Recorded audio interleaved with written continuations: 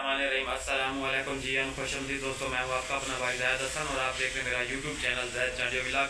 दोस्तों, काले तितर की सर्दी की खुराक के सिलसिले में आज की वीडियो बहुत ज़बरदस्त होने वाली है। आज एक ऐसी खुराक लेके आऊँ जो तितर को सर्दी में दी जाती है। इसके इतने फ़ायदे हैं कि आपका तितर गर्मी आने से पहले ही सर्दी में तैयार हो जाएगा और सर्दी में ही आपको तितर आपको मस्ती बुलाई देगा, अच्छा रिजल्ट देगा, यानी कि बिल्कुल मस्त हो जाएगा।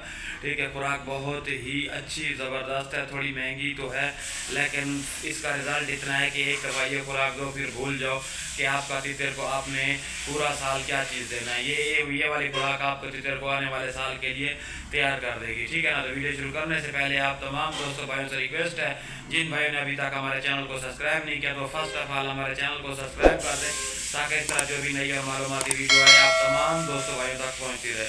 दोस्तों, वीडियो शुरू करने से पहले जैसा कि मैंने आपको बताया था, हमने 5-6 चीज़ें लेनी है, तो आप कोशिश करें कि नोट कर लें ताकि कोई चीज़ मिस ना हो जाए।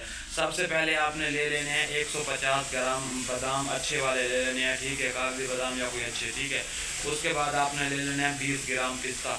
इन दोनों को अलग-अलग पानी में भिगो के रख दें, कम अज़ कम 24 घंटे भिगो के रख दें या एक रात भिगो के रख दें। फिर इनका छिलका उतार के क्या करें कि इनको खुश्क होने के लिए रख दें। कम अज़ कम इनको एक दिन आप खुश्क करें ताकि अच्छे तरीके से जो पानी है इसके अंदर का वो खुश्क हो जाए। ठीक है, खुश्क होने के बाद आप क्या करें कि इनको ग्राइंड कर लें, इनका पीस लें। ठीक है, इसके बाद आपने और चीज़ लेनी है जिसमें है आपके पास 20 ग्राम काजू, 20 ग्राम चारे मगज़, 20 ग्राम अखरोट। ठीक है, उसके बाद आपने लेने हैं 30 ग्राम जो खुश्क भुने हुए चने होते हैं बगैर नमक वाले। आपने 5 दाने लेते हैं इलायची के और 10 दाने काली मिर्च के और 1 चम्मच सौंफ का। इन जो बाकी में 3 बादाम और पिस्ते के अलावा जो बाकी चीज़ें हैं इनको और पिस्ते के अलावा जो बाकी चीज़ें इनको अलग से आप ग्राइंड कर लें, पाउडर बना लें। ठीक है, तो आपने क्या करना है, इन चीज़ों को सारी को इकट्ठे कर लेना है, किसी शीशे के बर्तन में इनको रख देना है ताकि हमारी जो खुराक है पूरा सर्दियाँ चलने वाली है, ख़राब ना हो। या आपने तितर के हिसाब से अपने तितर को देनी है जितना तितर आपकी खुराक का है।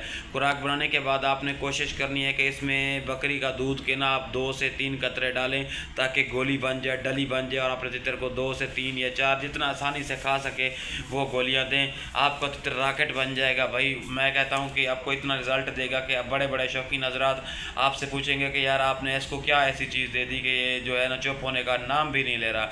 इस तरह का आपका तितर तैयार हो जाएगा और आपको और मेहनत भी नहीं करनी पड़ेगी।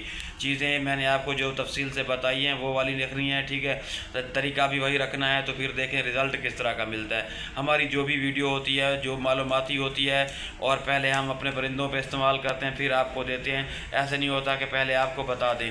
तो आप बिल्कुल बेफिक्र होकर दें, फिर रिज़ल्ट चेक करें कि आपको रिज़ल्ट किस तरह का मिलता है। मैं कहता हूँ ये बड़े जो पुराने उस्ताद हैं ना उनका बताया हुआ नुस्खा है। ठीक है ना, तो आप बेफिक्र होकर दें, फिर रिज़ल्ट की आपकी टेंशन ना लें। आपका तितर सर्दी में ही गर्मी से आने से पहले ही तैयार हो जाएगा। ठीक है, अभी भी मस्ती बुलाई करेगा। ठीक है ना, तो मुझे दें इजाज़त, अपनी दुआ में याद रखना। वास्सलाम।